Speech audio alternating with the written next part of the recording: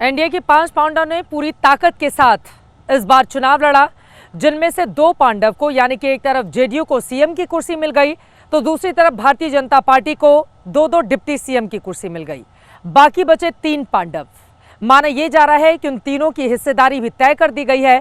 कल उनके नेता मंत्री पद की शपथ लेते हुए आपको पटना के ऐतिहासिक गांधी मैदान में दिखाई देंगे। लेकिन इस वक्त की बड़ी खबर यह है, गृह मंत्री अमित शाह तमाम नेताओं के साथ बड़ी बैठक कर रहे हैं। 5 पांडवों के जरिए अपनी रणनीति को कैसे कारगर किया है एनडीए ने और आगे की क्या है अब सियासी तैयारी, उसको बताती हुई यह रिपोर्ट।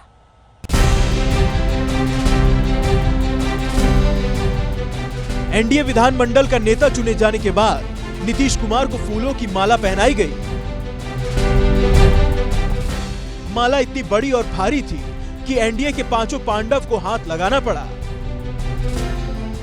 चुनाव प्रचार से लेकर प्रदर्शन तक एनडीए में जो समन्वय दिखा वो जश्न में भी बरकरार है।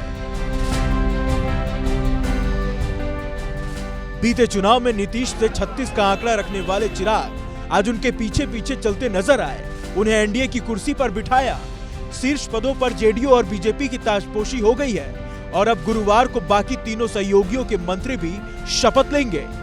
जितनी भव्य ये जीत है उतना ही भव्य कल हम लोग का शपथ ग्रहण समारोह होने जा रहा है और मुझे खुशी है कि इसमें प्रधानमंत्री जी की भी मौजूदगी इसमें रहेगी।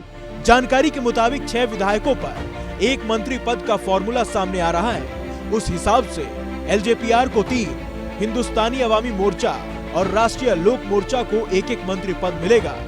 चिराग पासवान के 19 विधायक जीत कर आए हैं। प्रदेश अध्यक्ष राजू तिवारी को चिराग पहले ही एलजेपीआर के विधायक दल का नेता बना चुके हैं। राजू तिवारी ने मुश्किल दौर में चिराग का साथ दिया था। राजू गोविंदगंज सीट से जीतकर विधायक बने हैं। राजू तिवारी का मंत्री बनने की भी संभावना है। वहीं बखरी से विधायक संजय पासवान भी मंत्री बन सकते हैं। 2020 के मुकाबले एनडीए ने इस बार मगध भोजपुर रीजन में अच्छा प्रदर्शन किया तो उसकी वजह एक उपेंद्र कुशवाहा का साथ भी था। आरएलएम भले ही 4 सीट जीती है, जिसमें उपेंद्र कुशवाहा की पत्नी स्नेहलता भी शामिल है। आरएलएम कोटे से स्नेहलता मंत्री बन सकती हैं। सासाराम की जिस विधानसभा सीट पर बीते 2 चुनाव से आरजेडी की लालटेन जल रही थी, उसे स्नेहलता ने एनडीए की झोली में डाल दिया। नीतीश कुमार जी, एनडीए सरकार ने महिलाओं के लिए जिस तरीके से काम किया है आगे भी काम करते रहे। केंद्रीय मंत्री जीतन राम मांझी की पार्टी ने भी विधानसभा चुनाव में अपना दम दिखाया। 6 में से 5 सीट जीती और दलित वोटरों को एनडीए के पक्ष में रखने में बड़ी भूमिका निभाई। अब इनाम की बारी आ गई है। एनडीए के संयुक्त जितने भी हम लोग 5 दल के लोग हैं, सबके विधायक जो जीते हुए हैं अभी जुटेंगे वहाँ। नया जो हम लोगों का विधानसभा है उसका जो कॉमन रूम है वहाँ पर।